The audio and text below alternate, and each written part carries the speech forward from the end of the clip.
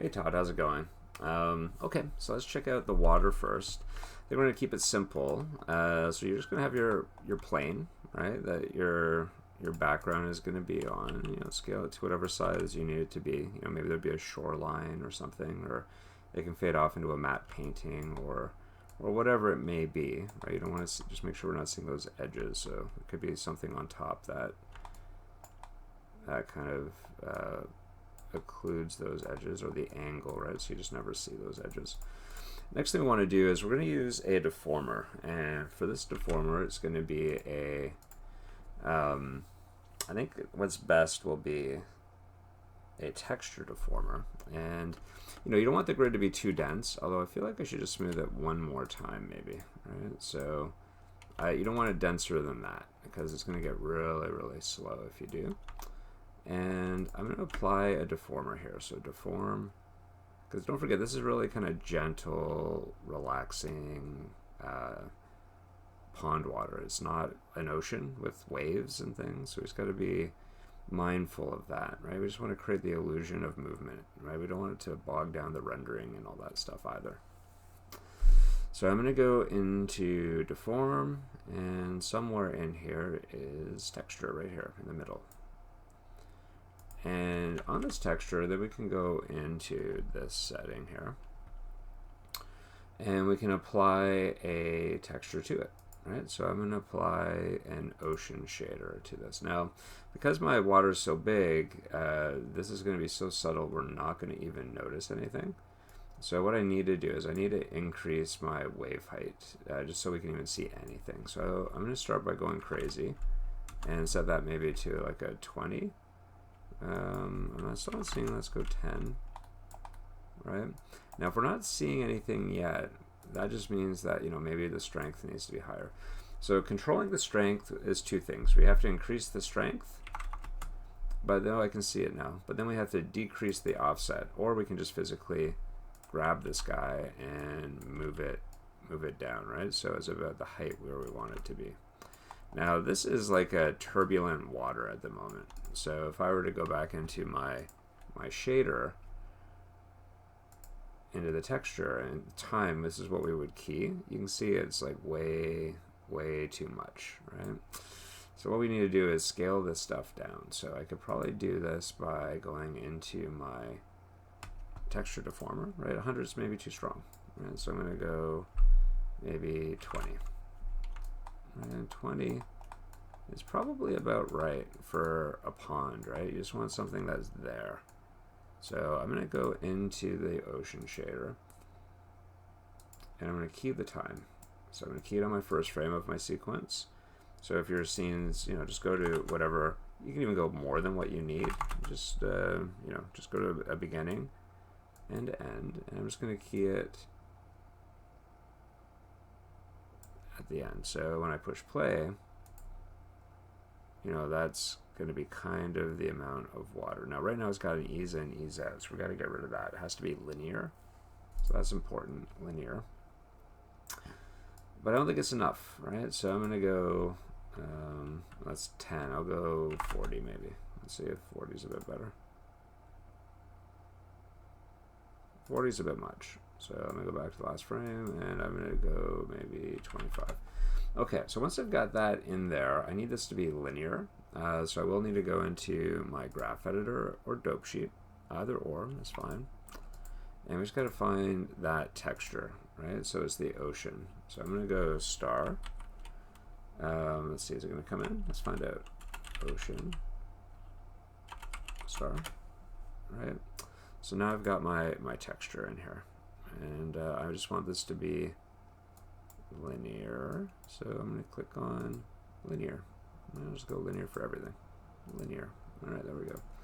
So now if I push play, right, it's just going to be that. Now that's still a bit fast. Now the cool thing with having this in the graph editor is I can go in, I can push play. Now it's linear. I can just start bringing this down just so it gets to the right amount. So I'm holding down shift and the middle mouse button. I'm just dragging it up and down. So that looks pretty good, right? Maybe it's a bit much still, a little bit much. So I had 10 originally. Now that it's linear, I can see maybe 10 was the right number. Okay, so now that I've got my water going on, you just want to have a nice water shader on there. I wouldn't do anything transparent. You just want something that's going to be nice and glossy and shiny, and you should be good with that, I think. Okay, so now what? So I can see it's a little bit below my ground plane. I can always take this and translate it up, right? I can just make sure it's where I need it to be. And that looks pretty good. Okay, so let's create a lily pad, and we'll bring a character and I'll show you how you can connect that. So let me just save this. So file, save scene as water 2022. I have a water video, but it's a bit of a different kind of water video. It's probably better if we just go with this one because we need a calm water, right? I swear I did a lily pad at one point, but for the life of me, I couldn't find that video. So I'm gonna create a new lily pad, and for my lily pad, it's just gonna be something like this. Now, for your lily pad, you could, make it a nice lily pad and structure it any way you want to structure it. So I'm just gonna go in and give it a bit of a lily pad-esque feel.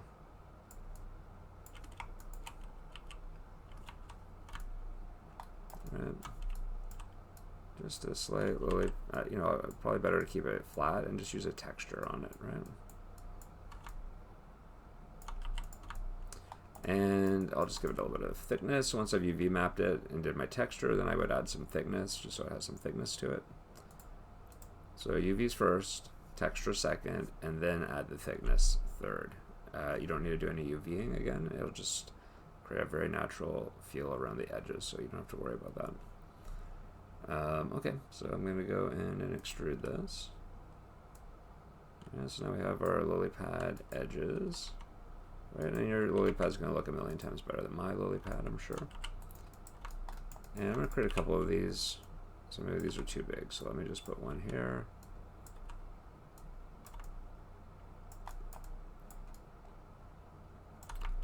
Put one over here. Put one over here. Like however many lily pads you need, right? The main lily pad, so this one might be a bit bigger. And my lily pads are too big in general.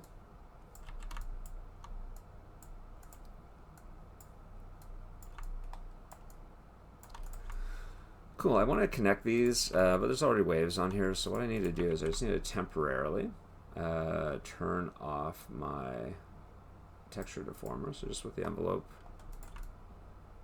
And I just wanted to put these on the surface of the flat texture deformer.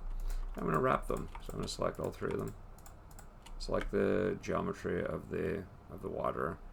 I'm going to wrap them. So wrappity wrap.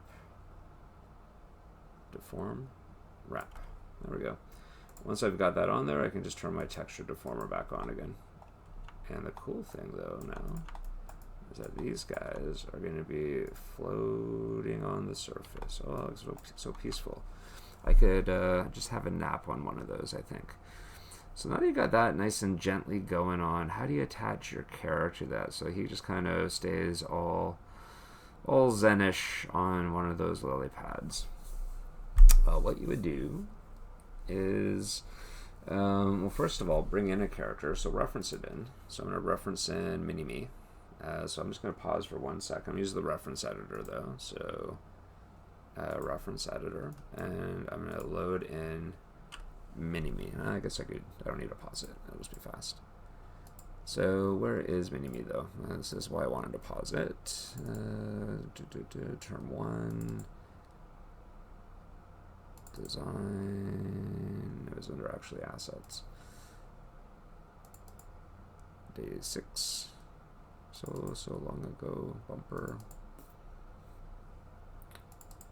scenes, character. Here are Mini-Me final. Oh, so many finals. Which one's the final? I'll go with this one. Alright, there's Mini-Me. And yeah, let me just turn this guy around. So let's say this is the pad I want to put it on here.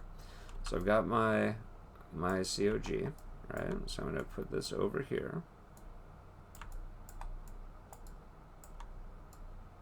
And, you know, if it doesn't have to go back to the default for this, just because it's only going to be a single point that we're connecting. So what I'm going to do is I'm going to select a single point. So let me see here. Vertex. This guy. And we're going to do a rivet.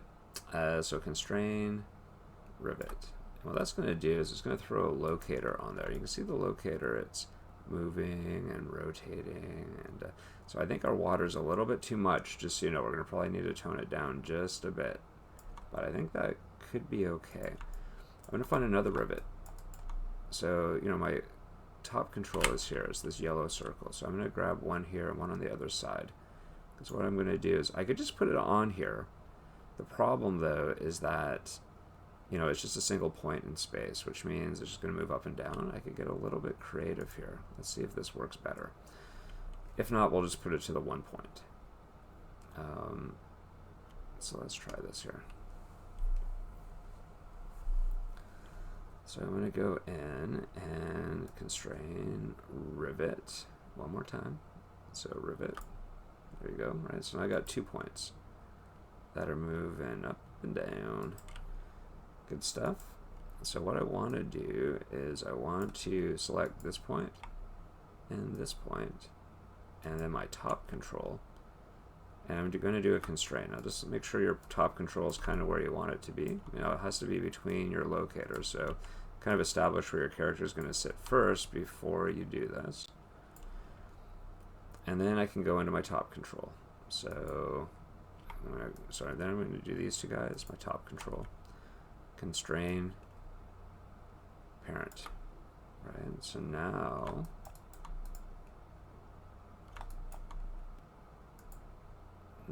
he's going to be floating on there with the lily pad, right? It looks pretty good. It looks like he's pretty good the way he's stuck on there. It's not too bad, right? He could even kneel down, right? So we can get his 1 foot back here. That's where we could even use those pins, the knee pins.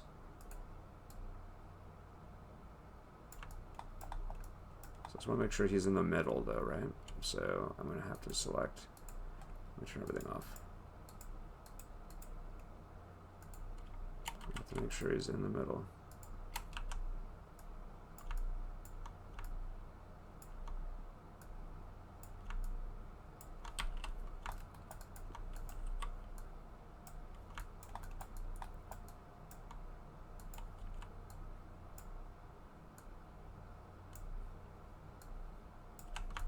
So he's going to be sitting anyway you need him to sit, right? A nice natural pose. Get the other knee out there. Because right now it's right there. I'm going to grab both these knees.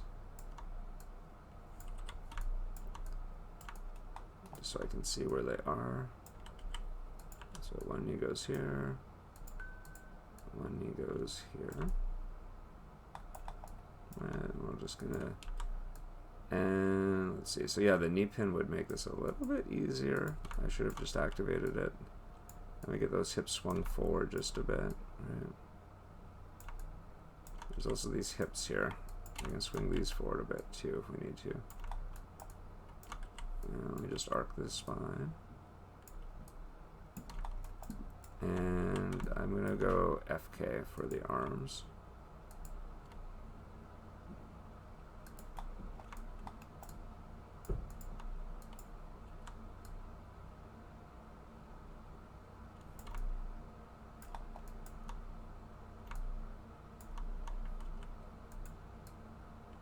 I don't even know what I've got here. Oh, yeah, here we go.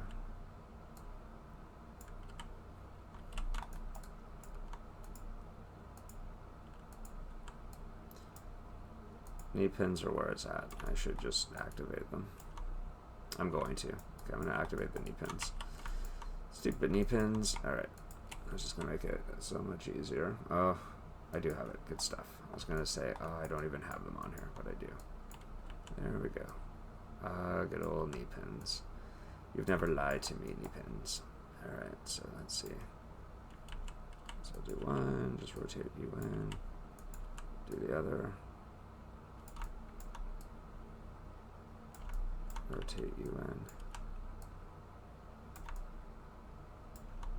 Right, so your character is just nice and locked there.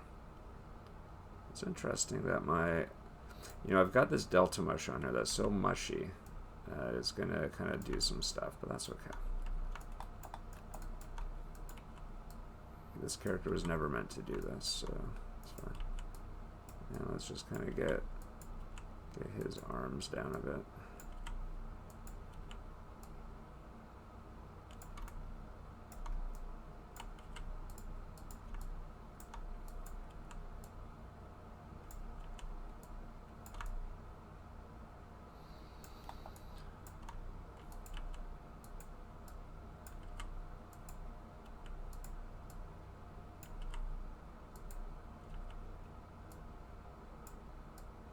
I can do both arms at the same time if I was smart about it, but I wasn't. Put those shoulders down so he's all nice and relaxed. Get those arms kind of rotated. IK would have been better. I do have local IK, just so you know. So if I do go back into IK, there is local and global IK, and it's here on the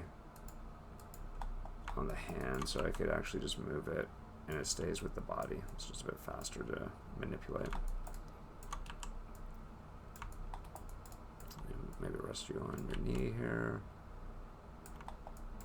And same with this guy. I could go in and very quickly use my local IK.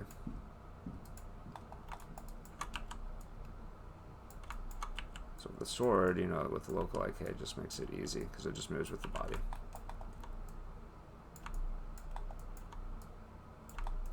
And then, we got some basic finger stuff I can just very quickly put on. And same with this one, just some basic, just kind of chillaxing on a lily pad.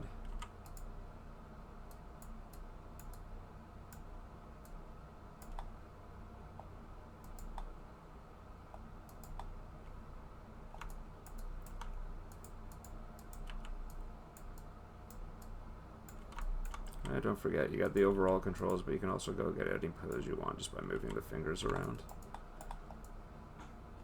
And, oh, I think I'm going to have to pause. Okay, so what I do is coming in, so I had to pause so it didn't interrupt the recording. Right, so let's see. So we got me on a lily pad. Let's see here. Oh, look at that. It kind of works. Right, and then you can animate this stuff. Wow, this is all animatable. Right, you can be looking around.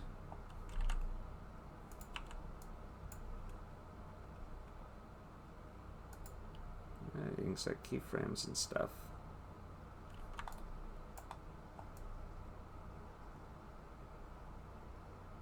Now, if it's too much movement, we can paint influences. So I can go in and maybe reduce this down over in this area just a little bit.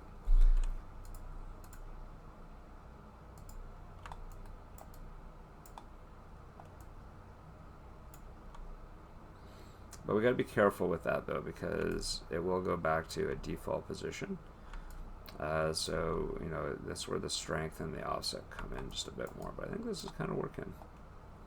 All right, now the cutting of the fish, it is going to be kind of a replacement animation thing, and it's actually going to be a lot easier than you think.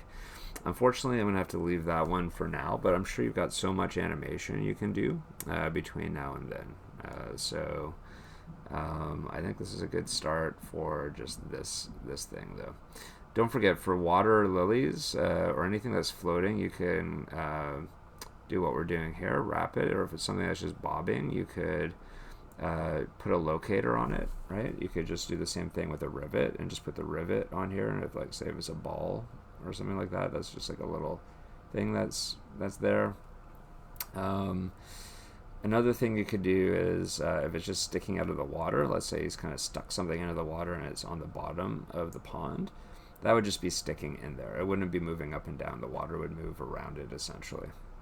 Okay, well, I'm going to stop this video here, and hopefully this was somewhat helpful. Okay, cheers. Oh, why did I open that up? Cheers.